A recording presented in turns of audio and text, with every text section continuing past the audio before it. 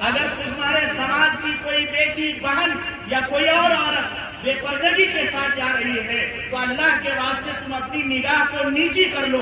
خدا نہ خواستہ کسی دن تمہاری عورت کسی وجہ سے اگر بے پردہ نکل گئی بے خیالی میں تو سماج کا کوئی انسان تمہاری اس عورت کی طرف غلط نظر اٹھا کر نہیں دیکھے گا، چونکہ تم نے اپنی نظر کی حفاظت کی ہے، لہذا تمہارے گھر کی عورتوں کے لیے بھی نظر کی حفاظت ہوگی.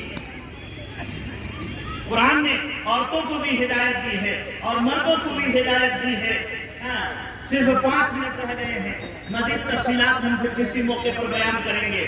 سنیے، آقا صلی اللہ علیہ وسلم نے یہ جو تیسرا کام بتلایا تھا کہ وَأَحْسَنَتْ فَرْجَهَا، میں نے جس کا مطلب بتلایا کہ ہماری مائیں اور بہنیں مکمل طور سے پردے میں آ جائیں. آج سے کیجیے گا نا انشاءاللہ پردے میں، بولیے نا کیجیے گا نا. کون لوگ پردے والا لباس آج سے دیجیے گا؟ بولیے. اللہ ان اٹھے ہوئے ہاتھوں کو قبول فرمائے. دیکھیے اللہ کی طرف عموماً لوگ کہتے ہیں اللہ اوپر ہے، ادھر آپ نے اٹھایا ہے. وعدہ مجھ سے نہیں بلکہ اللہ سے آپ نے وعدہ کیا ہے. میں یہاں میرے کچھ عزیز بھی ہیں، اسٹیج پر بھی ہیں، اس علاقے میں بھی ہیں. میں وقتاً فوقتاً ان سے پوچھا کروں گا کہ تمہارے سماج کے لوگوں نے اپنی عورتوں کو گھر کے مستورات کو پردے والا لباس دیا ہے؟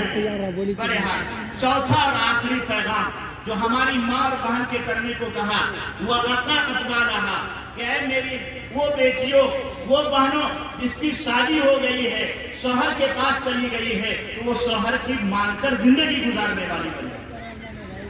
فالصالحات، نیک بن جائے، یعنی نماز روزے کی پابند ہو جائے. اذا صلت المرأة خمسها وصامت شهرها، نماز روزے کی پابند بن جائے. فالصالحات قانتات، فرما بردار بن جائے. وَأَطَاعَتْ بَعْلَهَا، حدیث میں اسی کی تشریح کی گئی ہے کہ عورت اپنے آپ کو مکمل طور سے پردے میں لے آئے. حافظات للغیب، پردے میں لے آئے. وَأَطَاعَتْ بَعْلَهَا، اور اپنے آپ کو شوہر کی فرما بردار بنا کر زندگی گزارنے والی بن جائے. وَأَحْسَنَتْ فَرْجَهَا، ترتیب گرچہ الٹی ہوئی ہے لیکن مفہوم وہی ہے، قانتات. اس لیے اے میرے بھائیوں، آج طے کرو کہ انشاءاللہ اپنی ماں اور بہنوں کو یہ 4 کام کرنے دیں گے. انشاءاللہ کرنے دیں گے. 5 وقت کی نماز خود پڑھیں گے، ان سے بھی پڑھوائیں گے. رمضان کے روزے خود بھی رکھیں گے، ان سے بھی رکھنے کی تلقین کریں گے. اور آج سے پردے والا لباس ان کو لا کر دیں گے. باریک دوپٹہ نہیں دیں گے، چست لباس نہیں پہنائیں گے، ہاتھ بازو والا لباس نہیں پہنائیں گے. اگر ریڈی میڈ میں نہیں مل رہا ہے تو آپ تھان کے کپڑے خرید کر کے اسے پردے والا، بازو والا اور موٹے جس میں بدن کے چیزیں نظر نہ آئے اگھاڑ، یہ سب چیزیں کر کے ان کو اچھے لباس دیں گے. تب جا کر کے آپ بھی نیک ہوں گے اور ہمارے گھر کی عورتیں بھی نیک ہوں گی.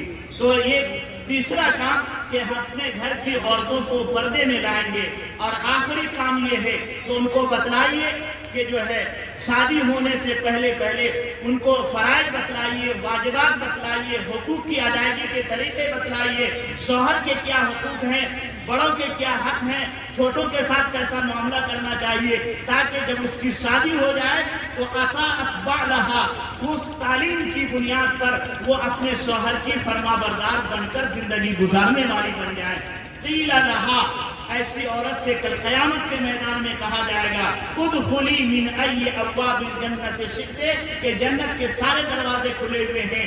اے میری وہ بندی جو دنیا میں یہ 4 کام کر کے آئی ہو، بغیر حساب و کتاب کے جنت میں داخل ہو جاؤ. بولو آسان کام ہے نا میرے بھائیوں؟ کرنے دیجیے گا نا انشاءاللہ؟